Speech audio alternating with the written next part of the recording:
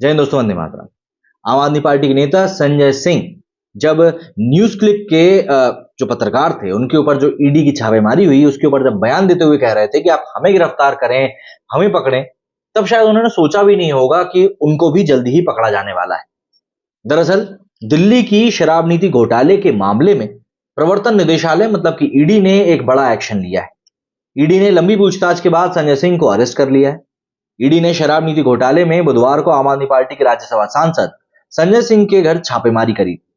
ED शराब नीति घोटाले में मनी लॉन्ड्रिंग की जांच कर रही है। ईडी ने पिछले दिनों इस मामले में चार्जशीट दाखिल करी थी और इसमें संजय सिंह का भी नाम। ईडी के एक्शन के बाद सीएम अरविंद केजरीवाल ने कहा कि संजय सिंह की गिरफ्तारी बिल्कुल गैरकानूनी है। ये मोदी जी की बौखलाहट दिखा रही। चुनाव तक ये कई और विपक्षी नेताओं को गिरफ्त में करेंगे। वहीं आम आदमी पार्टी के बारे में यह भी कहा गया था कि ये जल्द ही अलग अलग जगहों में प्रदर्शन भी करेगी। जानकारी के मुताबिक संजय सिंह से ईडी ने करीब 10 घंटे तक लंबी पूछताछ करी। पूछताछ के बाद ईडी ने संजय सिंह को अरेस्ट कर लिया। इसके बाद पैरामिलिट्री फोर्स की मौजूदगी बढ़ा दी गई। वहीं अब ईडी के अधिकारी संजय सिंह को लेकर जाएंगे। आम आदमी पार्टी के कार्यकर्ताओं का भी संजय सिंह के घर के बाहर एकत्र होना शुरू हो चुका था और शाम करीब 6:30 बजे संजय सिंह जब घर से बाहर निकाले गए तब उनके समर्थकों का अभिवादन उन्होंने किया। इसके बाद उन्हें गाड़ी में बैठाकर ईडी के हेडक्वार्टर ले जाया गया।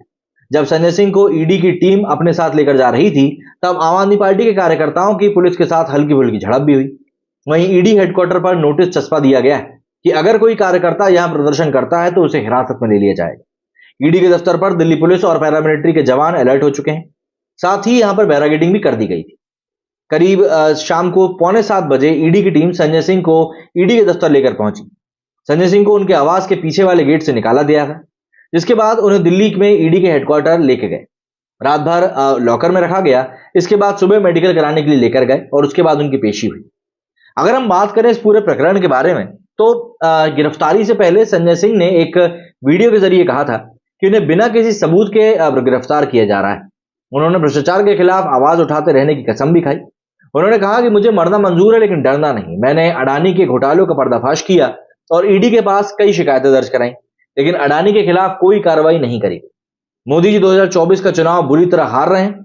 उन्होंने कहा कि भाजपा अत्याचार करके और लोगों को सलाखों के पीछे डालकर नहीं जीत सकती। मैंने पहले भी अडानी के घोटालों के खिलाफ बोला था और भविष्य में भी मैं ऐसा करना जारी रखूंगा। हम केजरीवाल जी के सैनिक हैं और अत्याचार का सामना करने से पीछे नहीं हटेंगे। अब संजय सिंह की गिरफ्तारी के ऊपर उनकी पत्नी ने क्या कहा वो भी समझ लीजिए। दरअसल ईडी ने पूछताछ के बाद घर, कंप्यूटर, दस्तावेजों की तलाशी करी, लेकिन उनको कुछ नहीं मिला। ईडी के अधिकारियों पर गिरफ्तार करने का दबाव था और उन्हें गिरफ्तार कर लिया गया। इस गिरफ्तारी का ईडी ने हमें कोई कारण नहीं बताया, ये संजय सिंह जी की धर्मपत्नी ने कहा। उन्होंने आगे कहा कि उन्हें फर्जी मामले में अरेस्ट किया गया है और हम सभी उनके साथ हैं। अगर हम केजरीवाल की बात करें तो केजरीवाल ने कहा कि संजय सिंह नरेंद्र मोदी के भ्रष्टाचार के खिलाफ बुलंद आवाज है। साथ ही आरोप लगाया कि नरेंद्र मोदी सबसे भ्रष्टाचारी प्रधानमंत्री हैं। संसद के अंदर और बाहर प्रधानमंत्री के भ्रष्टाचार के खिलाफ संजय सिंह बुलंद आवाज बने। संजय सिंह के घर में कुछ मिला नहीं। केजरीवाल ने कहा कि इंडिया गठबंधन सफल हुआ तो मोदी जी हार रहे हैं। 2024 तक कई लोग गिरफ्तार होंगे, लेकिन संजय सिंह शेर है। प्रधानमंत्री गिरफ्तार करके आखिर हमें डरा नहीं पाएंगे। वहीं संजय सिंह की गिरफ्तारी में एक बहुत बड़ा नाम निकलकर सामने आ रहा है और वो है दिनेश अरोड़ा। तो आखिर कौन है दिनेश अरोड़ा? दरअसल दिनेश अरोड़ा दिल्ली के बड़े कारोबारी हैं और रेस्टोरेंट इंडस्ट्री में जाना पहचाना नाम भी है। अरोड़ा 2009 में इस इंडस्ट्री से जुड़े। रिपोर्ट के मुताबिक 2009 में उन्हें दिल्ली के हौज खास इलाके में अपना पहला कैफे खोला। उनके इंस्टाग्राम प्रोफाइल पर मौजूदा जानकारी के मुताबिक वे चीका, दिल्ली अनप्लग्ड कोर्टयार्ड और लारोका एरोसिटी के मैनेजिंग डायरेक्टर भी। सीबीआई के मुताबिक दिनेश अरोड़ा राधा इंडस्ट्रीज के डायरेक्टर हैं। इसके अलावा Arora national restaurant association of India के कमेटी मेंबर भी।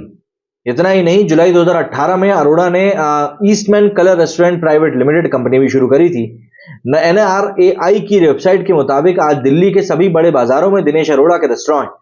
अरोड़ा खाने पीने के शौकीन भी माने जाते हैं। संजय सिंह की गिरफ्तारी के पीछे दिनेश अरोड़ा की गवाही भी। ईडी ने अपनी चार्जशीट में आरोप लगाया है कि दिनेश अरोड़ा ने दिल्ली के मुख्यमंत्री केजरीवाल से उनके आवास पर मुलाकात करी थी और इस मीटिंग में संजय सिंह भी मौजूद थे। चार्जशीट के मुताबिक दिनेश अरोड़ा सबसे पहले संजय सिंह से मिला था। मनीष सिसोदिया से उनकी मुलाकात अपने रेस्टोरेंट पर हुई थी एक पार्टी। संजय सिंह के कहने पर अरोड़ा ने कई रेस्टोरेंट मालिकों से बात करी। अरोड़ा ने दिल्ली चुनाव के लिए पार्टी फंड जुटाया और 32 लाख रुपए का चेक सिसोदिया को सौंपा।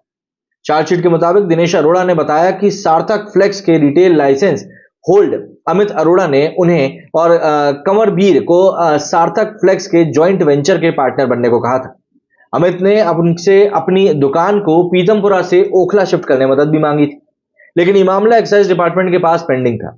दिनेश अरोड़ा ने इस मसले को सिसोदिया के सामने भी उठाया और फिर संजय सिंह के निर्देश पर एक्साइज डिपार्टमेंट ने मामले को निपटा दिया। पूर्व डिप्टी सीएम एजी कृष्णा, पूर्व कमिश्नर एक्साइज आनंद तिवारी, पूर्व deputy commissioner excise Pankaj Bhatnagar, assistant commissioner excise.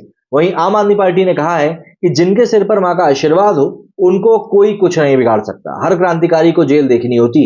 आज संजय सिंह को भी ये सौभाग्य प्राप्त हुआ था। न डरे थे न डरेंगे, अन्याय के साथ अन्याय के खिलाफ हमेशा ही लड़ते रहेंगे। आम आदमी पार्टी के सांसद राघव चड्ढा ने कहा कि यह राजनीति से प्रेरित कदम है। बीजेपी अगले साल होने वाले चुनाव में हार रही है, इसके चलते वे डर गए। ये बौखलाहट है और बीजेपी आनन फानन में ऐसे काम कर रही है। उन्होंने कहा कि ईडी के रेड में 1 फूटी कौड़ी बरामद नहीं हुई, क्योंकि जब घोटाला ही नहीं हुआ तो मिलेगा क्या। ये बीजेपी का आखिरी पैतरा है, जिसका इस्तेमाल कर बीजेपी विपक्ष को डराना चाहती है। बीजेपी सांसद मनोज तिवारी ने कहा कि संजय सिंह के मार्फत अरविंद केजरीवाल को पैसे दिए गए। उन्होंने कहा कि संजय सिंह की गिरफ्तारी ये बताती है कि ये जांच अरविंद केजरीवाल तक पहुंचेगी। उन्होंने कहा कि जब कोई पॉकेटमार भी पकड़ा जाता है तो बहाने बनाता है। सत्येंद्र जैन और मनीष सिसोदिया लंबे समय से जेल में, और अब संजय सिंह का पकड़ा जाना यह बताता है कि अब अगली कार्रवाई अरविंद केजरीवाल के खिलाफ होगी। दिल्ली प्रदेश कांग्रेस अध्यक्ष अरविंदर सिंह लवली ने कहा कि कांग्रेस किसी भी अनियमितता का समर्थन नहीं करती।